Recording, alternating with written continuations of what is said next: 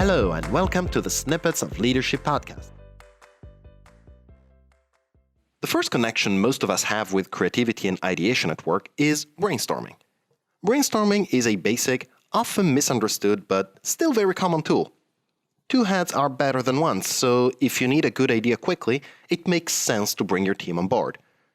You've already used brainstorming one way or another, and if you've ever taken part to any form of it, you know how often you invest time, effort, and brainpower just to find yourself with pretty much nothing new. It's slow, it's frustrating, and upsetting. And if that sounds familiar to you, the good news is you're not alone. And the better news is you're going to love this episode.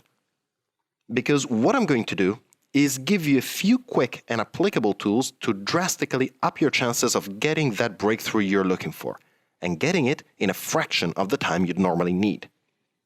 But first, we need to take a step back and look at what happens when any group engages in any sort of group ideation or brainstorming session.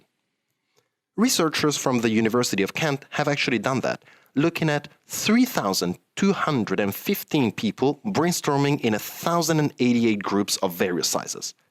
The results? Their main message is clear.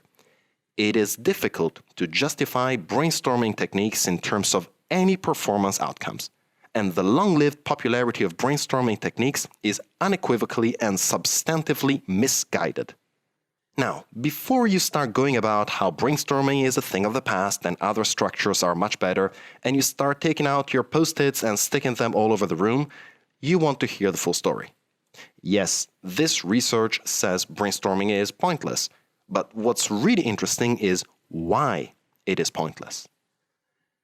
The research looked at a number of factors and tested how much of an impact each one had on the effectiveness of the brainstorming session.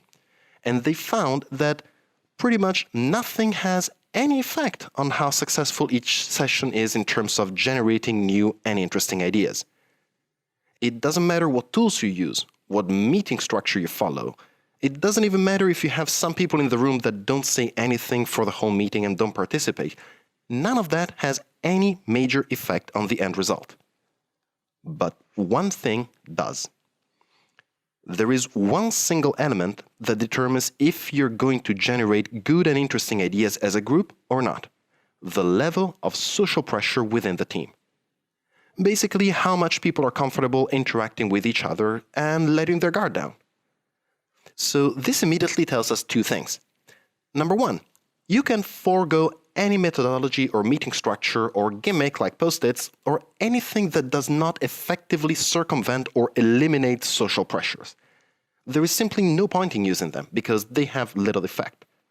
And number two, your job as the leader is to circumvent social pressures in your group in the short term, and in the long term, you need to eliminate them.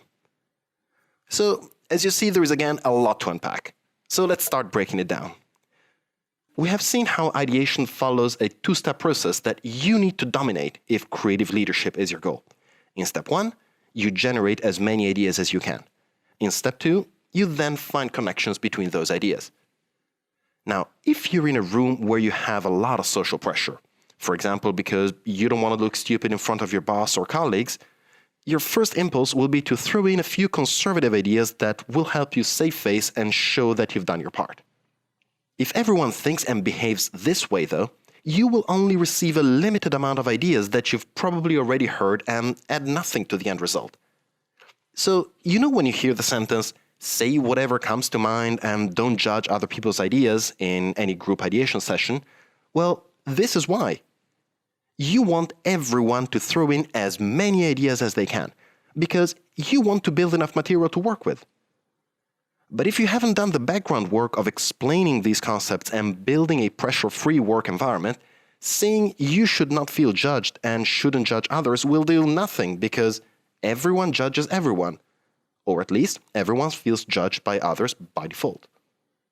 And if you feel judged, you play it safe, and you make sure you censor out all crazy ideas because they risk, God forbid, making you look silly in front of others. Want more proof? Dr. Barry Kudrowitz of the MIT did some brilliant research on the creative process, and among other things, he found there is a clear connection between the amount of ideas you're able to generate and the creative quality of your ideas. This is because if you need to come up with ideas on any topic, you'll tend to choose the easy pickings first, things that don't require much effort. And only once you've run out of easy options, you crank it up a notch and come up with ideas nobody had ever seen before. Those are the creative ones that can make a difference. If all of that is true, then your job as the leader is to do whatever you can to make sure you obtain the highest possible number of ideas from each team member. And this is why circumventing or removing social pressures needs to be your goal. Now, completely removing social pressures is a long-term thing. It's about work culture, basically, and you know how much of a huge topic that is. So there is no way we can cover it in the 2-3 minutes we have left. What I want to focus on right now is what to do in the short term. If you don't have time to build a better organizational culture because you need results now, your best bet is to adopt a different group ideation structure, specifically one that can circumvent social pressures. Everyone feels judged or doesn't want to share strange ideas in front of others? Great. Request each person to write 100 ideas down on a list and to give them to you anonymously. For example, dropping the list in a box in the cafeteria. Once you have them all, you won't know who they're from, and neither will anyone else. So this way you effectively go through step 1 without social interaction and therefore pressure, completely circumventing the issue. If you want to take it up a notch, you can also request that 10 out of those 100 ideas be absolutely crazy. You can present it as a joke, but either way, this will encourage your team to really think out of the box. Only thing, try to find a way to make sure that everyone gives you a full list and doesn't stop after 10 ideas. Remember, you need to go for quantity. What you'll do then is group all of these ideas and put them up on a board in the meeting room. And only then you'll call in your team and move directly to step 2, looking for connections between ideas. And this technically goes under the name of the nominal group technique. So is this nominal group technique your best possible bet? Possibly. While I was doing my research for this piece, I came across a few follow-up studies to the one I mentioned in the beginning, including an extremely thorough one by Wolfgang Ströbe and Michael Diehl of the Universities of Utrecht and Mannheim. You're welcome to go through it to have an idea of how deep their research and tests went. I'm leaving the link in the description of this episode. Long story short, their conclusion is clear. All the evidence suggests that under normal circumstances, individuals produce fewer ideas and fewer good ideas when working in groups rather than individually. Basically, they're telling us that the idea that working in groups holds a larger creative potential is wrong. You're more effective when you work alone. You will have more ideas and you will have better ideas. So, where does creative leadership stand in all of this? First of all, in knowing about it. I'll bet you there aren't that many leaders out there that possess this piece of knowledge.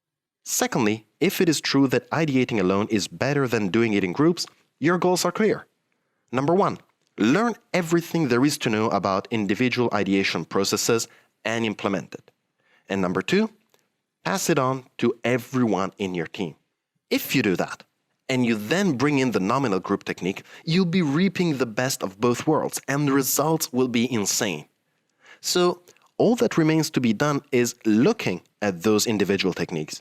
And that is why I'm devoting the whole next chapter to how individual ideation works and what my favorite techniques are. And one last thing before you go. There is one situation in which I still see groups working better than individuals, based both on research and on my own experience. And I want to get into it. So even though I had planned 4 episodes only for this creative leadership mini-series, there is simply no way I can leave that situation out at this point. So I'll be adding one last chapter just to close the circle. And as usual, I'm looking forward to talking to you more about this. Talk soon. Thank you for listening. My name is Edoardo Binda from EBZ Coaching. I'm a leadership and communication trainer and consultant. And if you have any questions about what you've heard in this episode, please reach out to me via LinkedIn, Facebook, or my website. I'll be answering the most interesting questions on the show. And if you know someone that will benefit from this type of content, please make sure you recommend this podcast to them. Thank you, and see you next time.